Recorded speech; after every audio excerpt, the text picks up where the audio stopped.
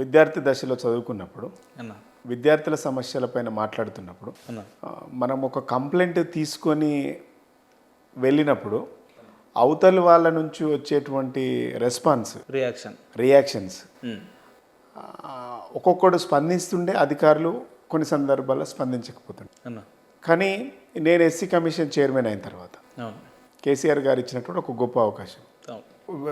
అవును సమస్యలు చెప్పుకోవడానికి వచ్చినటువంటి బాధితులు కానివ్వండి, లేకుంటే ప్రజలు అనుకోండి, వచ్చినప్పుడు నాకు ఒక్కసారిగా ఆ పాత రోజులు గుర్తుకొచ్చినాయి. అంటే విద్యార్థి దశలో ఉన్నప్పుడు ఫర్ ఎగ్జాంపుల్ ఫీజు రీఎంబర్స్ అంటే, లేదంటే స్కాలర్షిప్స్ కానీ, కోచింగ్ సెంటర్ మెస్ ఛార్జెస్లు కావండి, కోచింగ్ సెంటర్లో డిస్కౌంట్స్ కానివ్వండి, ఇవన్నీ మాట్లాడుతున్నప్పుడు వాళ్ళు ప్రవర్తించిన తీరు, మనం ఇటువైపు ఉన్నాం కదా ఇప్పుడు. అవును సమస్యలు వినే వైపు ఉన్నాం, సమస్యలు తీసుకునే వైపు ఉన్నాం, దరఖాస్తులు తీసుకునే వైపు, సమస్యలు పరిష్కరించే వైపు ఉన్నాం. అవన్నీ నాకు గుర్తుండి, మనల్ని ఎవడైతే బాధ పెట్టిండో, మనకి ఎవడైతే రెస్పాండ్ కాలేదు, మనకి ఎవడైతే అవమానపరిచిండో, సమస్యను కూడా సమస్యలాగా చూడకుండా ఒక మనిషిని హేళన చేసిండో, వాటి అన్నిటికీ భిన్నంగా ఉండాలనేటువంటి భావన నాలో ఉండేది. అది ఒకటి ఉండేది. ఎందుకనంటే మనం ఆ కింది స్థాయికి వచ్చినాం కాబట్టి ప్రజలకు ఏది ఇష్టమో, ప్రజలకు ఏది నచ్చిద్దో అదే చేయాలనేటువంటి భావన కొద్దీ నేను ప్రమాణ స్వీకారం చేసినటువంటి తొలినాళ్ళని నేను చాలా సందర్భంలో మనం చదువుకున్న రోజులు యూనివర్సిటీలో, నేను నీకంటే ముందు చాలా ముందు కొన్ని ఆఫీసులో పోయినప్పుడు చెప్పులు విడిసి రావాలి, చెప్పులు వేసుకొని లోపలికి రావద్దు అని కొంతమంది కొంత గమ్మత్తుగా రాశారు. నేనేం చేసినంటే, ఇది మీ ఆఫీస్, ఇది మీకోసమే ఉన్నటువంటి ఆఫీస్, ఇది మీ ఆఫీస్లో, మా ఆఫీస్లో కమిషన్లో నేనేం రాపించినంటే, భరత్ అని నా క్లాస్మేట్, నాకు పిఎస్గా ఉండేది. అన్న మనం వీళ్ళందరికంటే మనం ఒక భిన్నంగా ఉండాలని ఒక టీం సెట్ చేసుకుని, ఇది మీ ఆఫీస్, ఎస్సీ ఎస్టీ కమిషన్ అనేది ఇది మీ ఆఫీస్, మీకోసమే ప్రభుత్వం ఏర్పాటు చేసినటువంటి ఆఫీస్. ఇందులోకి వచ్చే ప్రతివాడు ఆత్మగౌరవంతో రావాలి. ఇది ఆత్మగౌరవ కమిషన్. దీంట్లో వచ్చే వాళ్ళందరూ చేతులు కట్టుకోవద్దు, చెప్పులు వేసుకొని దర్జాగా వచ్చి మీ కేటాయించిన సీట్లలో కూర్చొని దర్జాగా మాట్లాడాలి అనేటువంటి ఒక స్క్రిప్ట్ రాసి, మంచి సందేశం అన్న ఇది. ఎందుకంటే కలెక్టరేట్లలో పోయినప్పుడు ఇప్పటికి చూస్తాం, కలెక్టరేట్లకు పోయినప్పుడు, కలెక్టర్ దగ్గర పోయినప్పుడు, ఎస్పీ ఆఫీస్ దగ్గర పోయినప్పుడు, ఎస్పీల దగ్గర పోయినప్పుడు, పెద్ద ఆఫీసర్ల దగ్గర పోయినప్పుడు గోసితో వచ్చేటువంటి వ్యక్తి, ఒక రైతు వేషంలో వచ్చినటువంటి వ్యక్తి, చదువుకోని వ్యక్తి, అజ్ఞానంతో ఉండేటువంటి వ్యక్తి, నిరసరాక్షుడు ఎవరైనా సరే ఒక అధికారి ఒక కూలీగా, ఒక అజ్ఞానిగా మాత్రమే చూస్తారు. ఎవరు కూడా వచ్చినటువంటి వ్యక్తికి గౌరవించి కూర్చోండి అని మాట్లాడేటువంటి వ్యక్తులను ఈ సమాజంలో ఈ రోజుకు చాలా తక్కువ మంది చూస్తారు. ఇవన్నీ మనం అటువైపు ఉండి చూసినాం. రాగానే డెఫినెట్గా కూర్చోవాలి. నేను కేసీఆర్ గారు ఇచ్చినటువంటి బాధ్యతగా, ఒక గొప్ప అవకాశంగా, అసలు కమిషన్కు ఒక ఆఫీస్ లేదు, రెంటెడ్ బిల్డింగ్లో ఉండేది నాంపల్లి దగ్గర. అది ఎట్లుండేదంటే అసలు కూర్చోవడానికి వెసులుబాటు లేని విధంగా ఉండేది.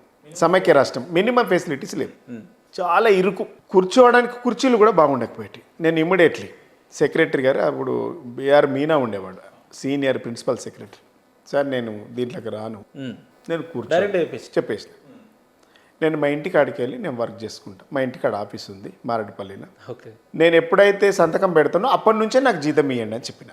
నేను ఎప్పుడైతే సంతకం పెడతానో అప్పటి నుంచే జీతం ఇవ్వండి, నాకు జీతం ముఖ్యం కాదు, ప్రజల సేవే ముఖ్యం. అంటే మీరు ఎప్పుడు సంతకం పెడితే అప్పటి నుంచి మీరు అపాయింట్మెంట్ అయినట్టు అంటే పర్వాలేదు, నేను అపాయింట్మెంట్ అయింది అనుకో, మీరు దానికి ప్రభుత్వం నుంచి వచ్చి పెట్టంటే ఏమైనా ఆనురూల్యం ఉంటే నాకు ఇవ్వకండి, కానీ మా ఇంట్లోకి వెళ్ళి నడిపించుకుంటాం, మా ఇంటి పక్కన ఆఫీస్ ఉంటుంది. ఆ బిల్డింగ్ మార్చాలనేటువంటి అభిప్రాయం ఉండేది. ఎందుకనంటే చూడంగానే విజిబిలిటీ ఉండాలి ప్రజలకు. ఇప్పుడు మీ ఆఫీస్ ఉంది, జనరల్గా ఇలాగ రాగానే ఒక బ్రైట్నెస్ కనబడింది, ఒక వైబ్రేషన్ కనబడింది, ఒక అటెన్షన్ కనబడింది, ఒక అట్మాస్ఫియర్ కనబడింది. దీంట్లో ఏంటంటే నీకు ఇది ఎంట్రీతోనే ఒక పాజిటివ్ వైబ్రేషన్స్ ఉంటాయి.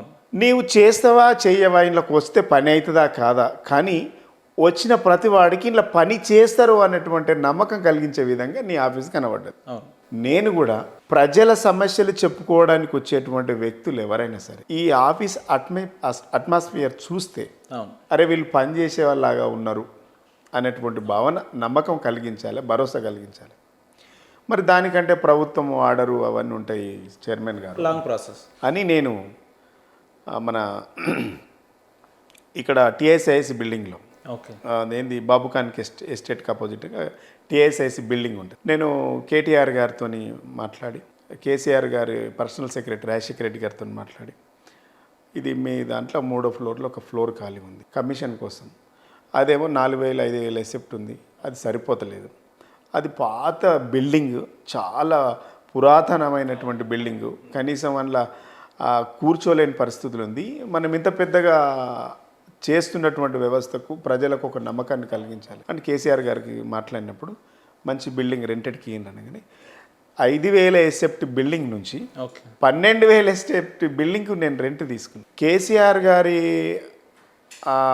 వాళ్ళు ఇచ్చినటువంటి స్ఫూర్తితోని దాదాపుగా 2 కోట్లు రెనోవేషన్ ఖర్చు పెట్టాను నేను. 2 కోట్లు.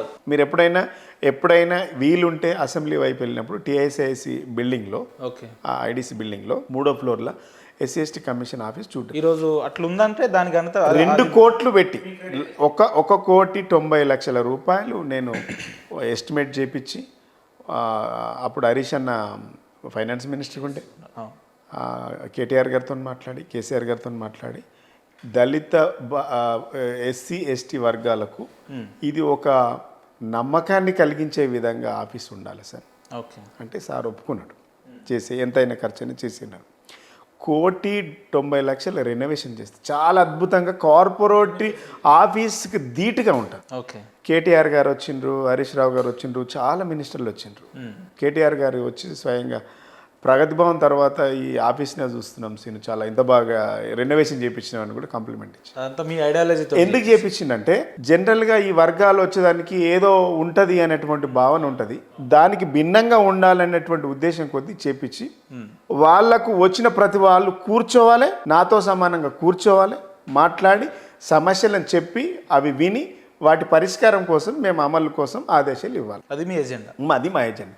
అప్పుడు కలిగినటువంటి తృప్తి, ఆ సమస్యలు పరిష్కరించినప్పుడు కలిగినటువంటి తృప్తి, సమస్యల పరిష్కారం కోసం నేను చేసినటువంటి పర్యటనలో కలిగినటువంటి తృప్తి, సంతృప్తి, అసలు జీవితంలో అంతకంటే గొప్ప అవకాశం నాకు ఎన్ని వచ్చినా, అంతకంటే ఇంకో గొప్ప స్థాయి వచ్చినా దాంట్లో కలిగినటువంటి సంతృప్తి, దాంట్లో కలిగినటువంటి తృప్తి ఇంకా కలగదని నేను అనుకుంటాను. అంటే మీ పనితనం ఎట్లుంటుంది అనే దాన్ని మీరు మాట్లాడేదాన్ని బట్టి ఎగ్జాక్ట్లీ. ఎందుకనంటే నేను ప్యాషన్గా చేసిన ఒక విద్యార్థి దశ నుంచి సమస్యలు దరఖాస్తులు పట్టుకొని తిరిగే దశ నుంచి దరఖాస్తులు తీసుకునే దశకు చేరుకున్నా కాబట్టి దరఖాస్తు ఇచ్చేటువంటి బాధితుడి వెద ఏందో నాకు తెలుసు కాబట్టి అదంతా విని ఆ సమస్యల పరిష్కరించడంలో నాకు కలిగినటువంటి సంతృప్తి చాలా గొప్పది. కేసీఆర్ గారు చాలా గొప్ప అవకాశం. ఒక్క ఎగ్జాంపుల్, నల్లమల్ల అడవులు లాంటి ప్రాంతాలకు కూడా వెళ్ళి పర్యటించి సెంచుపెంటల్లో ఉండేటువంటి సెంచుల స్థితిగతులను తెలుసుకొని వాళ్ళతో మాట్లాడి నల్లమల్ల అడవుల లాంటి ప్రాంతాలకు వెళ్ళే అవకాశం నాకు తెలంగాణ రాష్ట్ర ప్రభుత్వం కేసీఆర్ గారు కల్పించారు. అదేవిధంగా గుత్తికోయల్ లాంటి ప్రాంతాలకు వెళ్ళి వాళ్ళని కలుసుకునేటువంటి అవకాశం ఎస్సీ ఎస్టీ కమిషన్ ద్వారా నాకు కలిగింది. ఆదిలాబాద్ జిల్లాల్లో ఉండేటువంటి గోండు గూడాలకు, గూడెం అంటే ఏముండదు, చాలా దూర ప్రాంతంలో వాళ్ళ గూడాలు మాత్రమే ఉంటాయి. ఆ గూడాల్లో వాళ్ళతోని కలిసి భోజనం చేసి వాళ్ళ సమస్యలు వినేటువంటి అవకాశం గొప్పగా కలిగింది. భద్రాచలం లాంటి ప్రాంతాలలో కూడా, ఖమ్మం జిల్లా భద్రాచలం ప్రాంతాలకు వెళ్ళి వాళ్ళతోని కొత్తగూడెం లాంటి ప్రాంతాలకు వెళ్ళి, భూపాలపల్లి జిల్లా ప్రాంతాలకు వెళ్ళి నక్సల్స్ కూంబింగ్ ఉంది వద్దంటే కూడా నేను ఆ వర్గాల కోసం ఈ కమిషన్ ఉంది, నేను వాళ్ళ దగ్గరికి వెళుతా, ఎంత ఇబ్బంది అయినా సరే. నాకు చాలాసార్లు పోలీసులు ఎస్పీ అక్కడ ఒప్పుకోలేదు, నాకు నల్లమల్ల ఒప్పుకోలే, అక్కడ కూడా ఒప్పుకోలేదు, ఏటూరు నాగారము, అక్కడ ఖమ్మం లాంటి ప్రాంతాలల్లో, కొత్తగూడెం లాంటి ప్రాంతాలు ఒప్పుకోలేదు. నేను వెళ్తా. అంటే అవి నక్సలైట్ ప్రభావిత ప్రాంతాలు సార్ వెళ్ళొద్దు, మూమెంట్ ఉందని చెప్పేవాళ్ళు. ఒకసారి 2 సార్లు విన్నా, మూడోసారి నేను విన్నాను. ఉమ్, అరే నేను ఆ వర్గాలకి వెళ్ళి వచ్చినవాడిని, అవును. ఆ వర్గాల సమస్యలు వినాలనేటువంటి నేను చదువుకుంటున్నప్పటి నుంచి అరే ఇట్లాంటి పరిస్థితులు కూడా ఉంటాయి. పుస్తకాలలో చూస్తాం మనం. గోండుగూడాలు, సెంచుగూడాలు, సెంచుపెంటలు. అవును, సెంచుపెంటల గురించి అయితే మనం చిన్నప్పటి నుంచి చదువుకుంటుంటాం పుస్తకాలలో. నాది పిహెచ్డిలా నాది పీజీలా సోషియాలజీ, పిహెచ్డి సోషియాలజీ. ఓకే. ఇవన్నిటి మీద సోషియాలజీలో చదువుతున్నప్పుడు అరే ఇట్లాంటి ప్రాంతాల్ని నేను జీవితంలో చూస్తానా, ఏదో ఒక రోజు చూస్తామా, పోతే బాగుండు అనిపించేది. కానీ ఎస్సీ ఎస్టీ కమిషన్ ద్వారా చైర్మన్ ఉండడం వల్ల ఒక పెద్ద అవకాశం, ఉమ్, అసలు ఎంత పెద్ద గొప్ప అవకాశం అంటే వాళ్ళ సమస్యలు పరిష్కరిస్తున్నప్పుడు కూడా అంతే గొప్ప ఆనందము, అనుభూతి నా జీవితంలో కలిగింది. ఇక నా జీవితం ధన్యమైపోయింది అనుకున్నా నేను. అంటే అంత గొప్ప ఆపర్చునిటీ. ఎందుకంటే నీకు సెంచు పెంటలకు వెళ్ళాలంటే ఒక మనకు మెయిన్ టౌన్ నుంచి 30, 40, 50 కిలోమీటర్ల దూరము కారు పోనటువంటి పరిస్థితులలో, కనీసం బైకులు కూడా పోవు, సైకిల్ కూడా. నీకు కంప్లీట్గా దండకారణ్యం కదా. అవును. నీకు అక్కడ వెళ్ళి వాళ్ళతోని మాట్లాడుతున్నప్పుడు వాళ్ళ సమస్యలు ఎమ్మడే పరిష్కరించాలి. మనం ఆదేశాలు ఇచ్చినప్పుడు కలెక్టరు, పోలీసు, ఎస్పీ, అక్కడ ఉన్నటువంటి ఆర్డీఓ వ్యవస్థ, వీళ్ళంతా వెంటనే పని జరిగిపోవడం కలిగేటువంటి ఆనందం, సంతృప్తి ఇంకెక్కడ కలుగుతుంది? ఒక పేద కుటుంబం నుంచి వచ్చి ఒక నిరుపేద కుటుంబాలకు మనం దగ్గరుండి పని చేస్తున్నాము అని అంటే అసలు ఇక జీవితంలో ఏం కావాలి?